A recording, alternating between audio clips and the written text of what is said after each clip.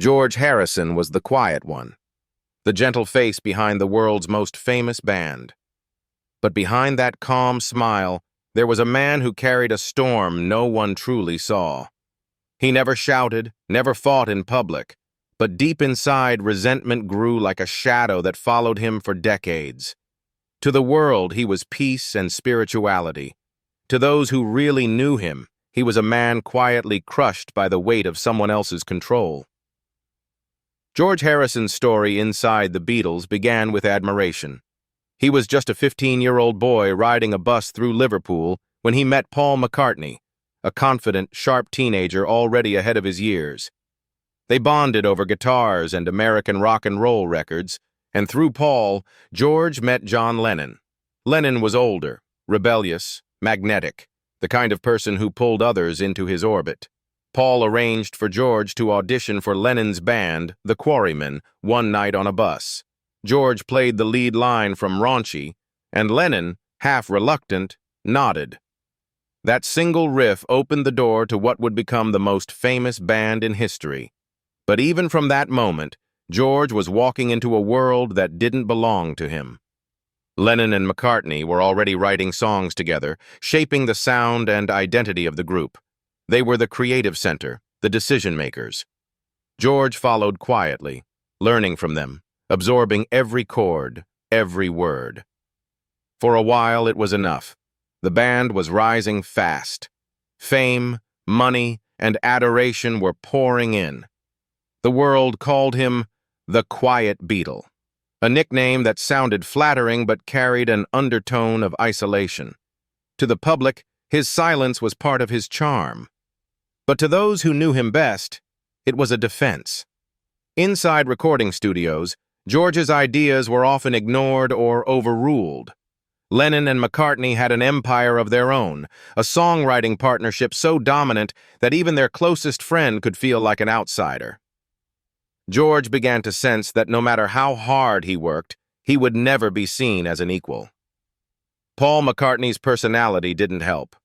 Brilliant, ambitious, and perfectionist to the core, Paul often took charge of every note, every take. To many, it was leadership. To George, it was suffocation. He once said that Paul ruined me as a guitar player, not out of cruelty, but from years of being second-guessed and over-directed. By the mid-1960s, the cracks were already there, though no one outside the studio could see them. The Beatles looked unstoppable, but in George's heart, something was quietly breaking. By the mid-1960s, the Beatles were at their creative peak, yet for George Harrison, it felt like standing in someone else's spotlight. Every album was hailed as a masterpiece, but the band's success only deepened the quiet imbalance inside it. Lennon and McCartney were credited for almost everything. Their names appeared side by side on every record sleeve, while George's songs were buried near the end of albums, token gestures rather than genuine respect. Still, George kept writing.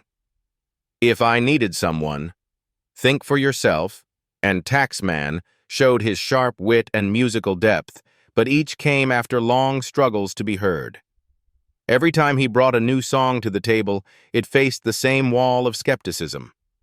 Paul wanted precision, Lennon wanted attitude, and George, trapped between their egos, felt like a student in a band that no longer treated him as a peer. Outside the studio, George was changing.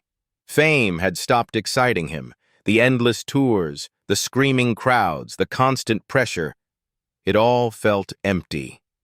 In 1966, after meeting Ravi Shankar, George found peace in Indian spirituality and music.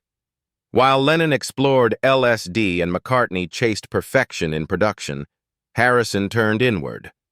Meditation and Hindu philosophy became his refuge, a way to make sense of a world that was moving too fast. But even that drew mockery. Lennon teased his Indian obsession. Paul found it indulgent. When the Beatles stopped touring that same year, they retreated into the studio to reinvent themselves. But freedom for some meant confinement for others. George's contributions to Sgt. Pepper's Lonely Hearts Club Band and Magical Mystery Tour were overshadowed once again. The band was still united in public, but the dynamic had shifted irreversibly. Paul had become the de facto leader, Lennon drifted into his own world with Yoko Ono, and George, now a man of deep faith and quiet frustration, was the one holding it all inside. He didn't explode. He never raised his voice. But by 1968, during the chaotic sessions of the White Album, something inside him finally began to crack.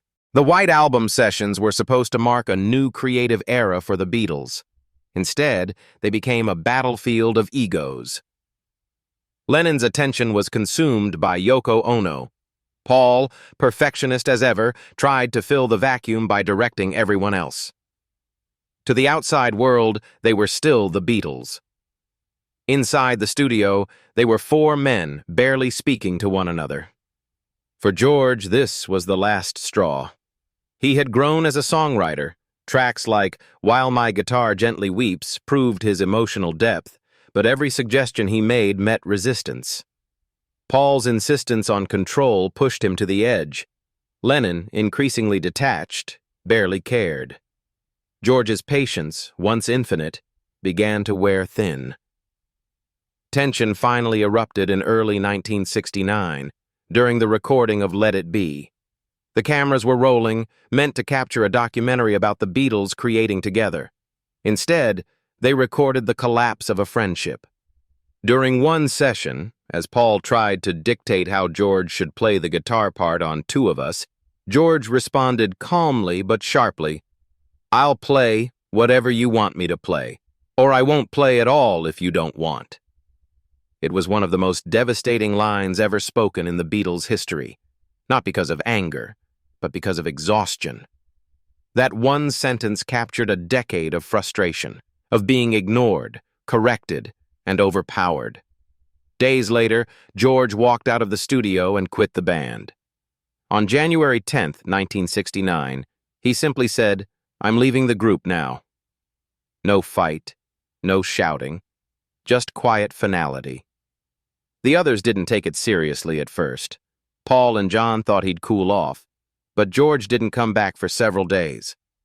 It was only after new agreements were made, giving him more space and creative freedom, that he returned.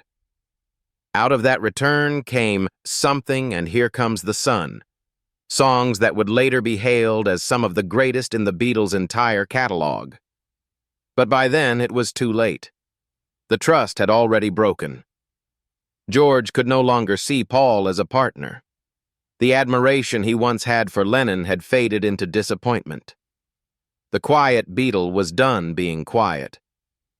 When the Beatles finally broke up in 1970, the world watched Lennon and McCartney fight through interviews and lawsuits. But for George Harrison, the breakup was not a spectacle. It was a wound that cut deep. To him, the band wasn't just ending. It was proof that the years of quiet resentment had finally consumed everything they had built. While John and Paul traded insults through the press, George withdrew into work. That same year, he released All Things Must Pass, an album filled with songs that had been rejected or ignored during his Beatles years. It was both liberation and reckoning. Songs like Wah Wah carried bright melodies but bitter words. The Wah Wah wasn't just guitar noise. It was George's metaphor for the emotional static that had surrounded him, the frustration of never being heard. Many fans recognized it instantly as a thinly veiled message to Paul. The success was massive. All Things Must Pass became a critical and commercial triumph, finally showing the world that George wasn't just a background figure. But instead of satisfaction, there was melancholy. The freedom had come too late. Years of being silenced had changed him. Confidence didn't return overnight. By 1973, he had more to say, and it came out sharper. His song Sue Me, Sue You Blues openly mocked the legal chaos that followed the Beatles' dissolution. The title itself was a jab at McCartney, who had initiated the lawsuit to formally dissolve their business ties. For George, it wasn't just a contract dispute. It was betrayal. Even his then ex-wife, Patty Boyd, would later reveal how deep that anger ran. She remembered George coming home from sessions, tense and exhausted after yet another argument with Paul. "They tolerated each other," she said years later, "but I don't think they ever really liked each other." The Beatles had changed music forever, but behind that legacy, George Harrison had learned the hardest truth. Sometimes the people you admire the most are the ones who wound you deepest. If George's relationship with Paul was defined by control, his relationship with John Lennon was defined by distance. In the early years, George had idolized John. Lennon was older, bolder, the mentor who made him believe he could belong. But as time went on, that closeness faded into something colder. When Lennon met Yoko Ono, his attention turned almost entirely to her. For George, who had once seen John as an older brother, it was like losing family. Their conversations grew short, their collaborations faded. What hurt most wasn't hostility, it was indifference. Lennon mocked George's deepening interest in Indian music and spirituality, calling it mumbo-jumbo. What George sought as enlightenment, Lennon dismissed as eccentricity. By the time George published his memoir, I, Me, Mine, in 1980, the rift was visible. Across more than 400 pages, he barely mentioned John at all. Fans noticed the silence, and it wasn't accidental. It was a statement of how far apart they had grown. Lennon had once been his hero. Now, he was barely a memory. When John Lennon was murdered in December 1980, the shock broke George's composure. But his response was telling. Instead of emotional interviews or grand statements, he expressed his grief through song. All those years ago, his tribute to John was both loving and unresolved. It mourned the man Lennon had been, but didn't erase the pain of what he had become. In later years, George spoke more gently about John, acknowledging his genius, but never pretending their bond had fully healed. "He could be very difficult," George admitted quietly, "but I still loved him." It was the kind of love that came with scars, the kind that never truly leaves you, even after death. By the 1990s, George Harrison had long stepped out of the Beatles' shadow. The chaos of fame, the endless noise, the pressure to perform, it all felt like a lifetime ago. He had built a quiet, self-contained world with his wife Olivia and son Donnie at Friar Park, his sprawling Gothic estate in Henley-on-Thames. The estate, filled with winding paths, lakes, and hidden gardens, became more than just a home. It was his sanctuary. George often said that gardening gave him a sense of peace he never found on stage. "I feel closer to God when I'm digging the earth," he once remarked softly. He still made music, but only when he felt like it. His time with the Traveling Wilburys in the late 1980s, alongside Tom Petty, Roy Orbison, Jeff Lynne, and Bob Dylan, reminded him of what music could be when stripped of ego and competition. "It was fun again," George said. "No pressure, no battles. Just joy." Yet even with new friends and a peaceful life, the shadows of his past, Paul, John, and everything the Beatles had meant, followed him quietly, like ghosts that refused to fade. In 1994, the surviving Beatles reunited for the Anthology Project. To the public, it was a historic moment, the band, together again after decades apart. But behind the smiles and laughter, the old dynamic quickly resurfaced. Paul McCartney was still meticulous and commanding, eager to take the lead as if no time had passed. George, sitting across from him, watched with the same weary patience that had defined their relationship for years. When a journalist asked how it felt to work with Paul again, Harrison smirked and said, "It was like going back to school." Producer Jeff Lynne, who worked on the sessions, later confirmed what many suspected. "Paul would start directing, and George would just give me that look, like, 'Here we go again.'" Their jokes during interviews masked a truth that never changed. For all their history, the tension between them had never fully disappeared. Then, in 1997, life took a darker turn. George was diagnosed with throat cancer after decades of heavy smoking. He underwent radiation therapy and for a time seemed to recover. But illness didn't frighten him. It only deepened his spirituality.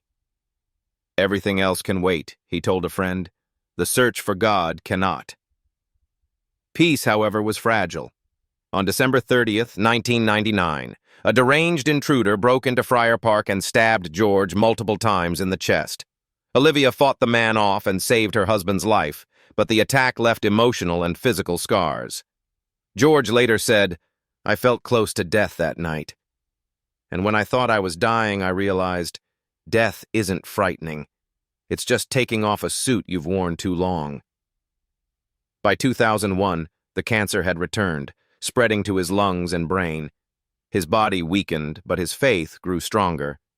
He spent his final months at Friar Park, surrounded by family, chanting mantras, meditating, and preparing for what he called the Great Journey. He was calm, almost serene. During one of his last online chats, a fan asked whether Paul still annoyed him. Instead of bitterness, George answered with a quote, "Scan not a friend with a microscopic glass. You know his faults, then let his foibles pass." It was his quiet way of saying that peace, not resentment, filled his heart now. In his final days, Paul McCartney visited him.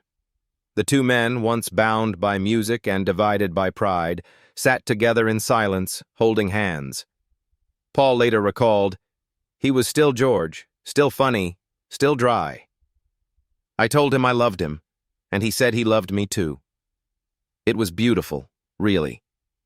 On November 29, 2001, in Los Angeles, George Harisson passed away. The room was filled with chanting and the scent of incense. His wife Olivia was by his side, whispering prayers as he took his final breath. His last words were simple but eternal. Love one another. It wasn't a grand farewell or a final revelation. It was a message from a man who had finally made peace with his past, his pain, and the people he once resented. And in that quiet moment, the Beatle who had spent a lifetime searching for light finally found it. It was not forgiveness, perhaps, but it was peace. George Harrison's story isn't just about music. It's about the cost of silence, the quiet pain of being unheard. He carried his bitterness with grace, his resentment with dignity. And even as the world celebrated his calm, few saw how much he had endured behind it. Do you think George and Paul truly made peace before the end? Share your thoughts below, and don't forget to like, subscribe, and join us for more untold stories from music's hidden past.